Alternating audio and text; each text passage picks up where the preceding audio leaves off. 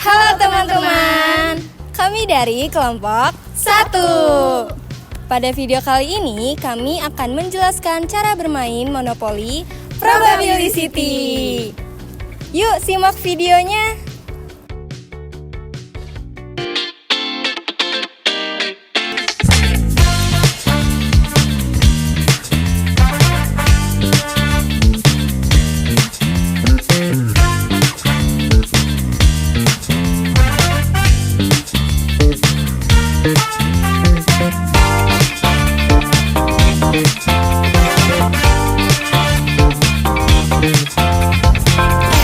Banget deh. Main apa ya? Apa kita main monopoli aja yuk? Monopoli mah gitu doang, gak seru. Eits, tapi monopoli kali ini tuh beda loh dari monopoli biasanya. Emang kayak gimana monopolinya? Jadi, monopoli kali ini tuh bisa membantu memahami materi tentang peluang, permutasi, juga kombinasi.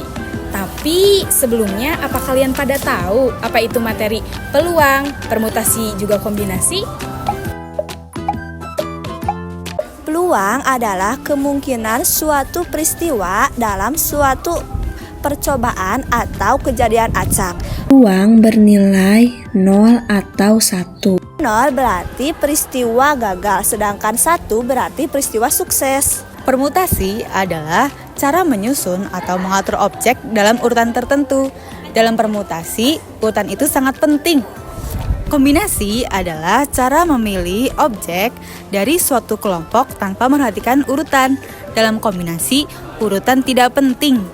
Nah, sekarang yuk kita main permainannya. Yuk! Dalam alat permainan monopoli probability terdapat buku panduan,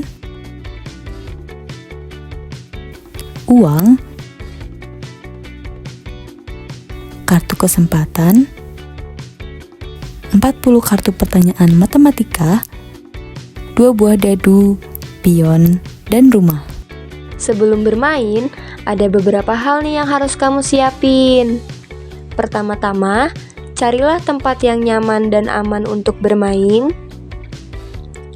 Keluarkan pion, dadu, uang mainan, rumah, kartu kesempatan, kartu pertanyaan matematika, dan buku panduan dari dalam pouch zipper.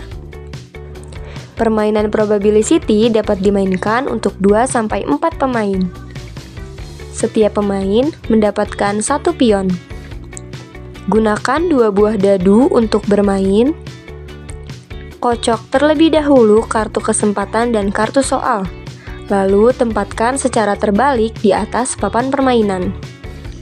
Para pemain masing-masing diberikan uang sebesar Rp200.000 pada awal permainan. Yang terakhir, jangan lupa baca buku panduannya supaya paham cara penggunaannya ya. Cara bermain monopoli probability. Yang pertama, menentukan urutan pemain. Yang kedua, permainan dimulai dari petak start. Setelah itu, pion permainan dijalankan bergilir sesuai dengan hasil dadu yang dilemparkan. Yang ketiga, ketika pemain berhenti pada area atau kota yang kosong, pemain mengambil kartu soal sesuai level dan mengerjakan soal tersebut. Jika soal berhasil dijawab, maka pemain berhak mendapatkan rumah. Namun, apabila soal tidak dapat terjawab, maka pemain tidak akan mendapatkan apapun.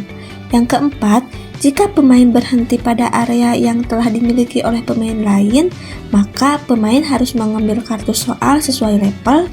Apabila soal dapat terjawab dengan benar, maka pemain tidak dikenakan denda.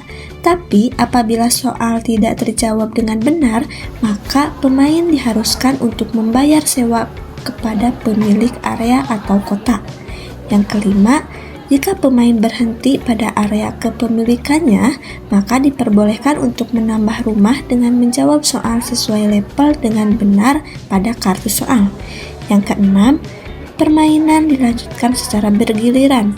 Jika pemain melempar dadu dan menunjukkan angka yang sama, maka pemain tersebut berhak bermain lagi. Yang ketujuh, jika pemain melempar dadu 3 kali dan secara berturut-turut angka dadu kembar, maka pemain akan terkena hukuman, yaitu masuk ke dalam penjara. Kedelapan, setiap pemain yang melewati garis start, maka akan mendapatkan uang senilai 20.000 dari pihak bank. Namun, jika berhenti di garis start, pemain tidak mendapatkan uang. 9. Pemain bisa keluar dari penjara jika pemain sudah membayar uang denda sebesar 20.000 ke bank.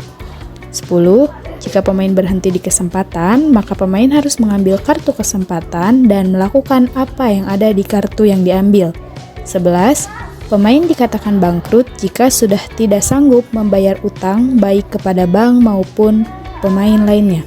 Yang terakhir, pemain dengan jumlah uang dan nilai properti yang tertinggi dapat dikatakan sebagai pemenang.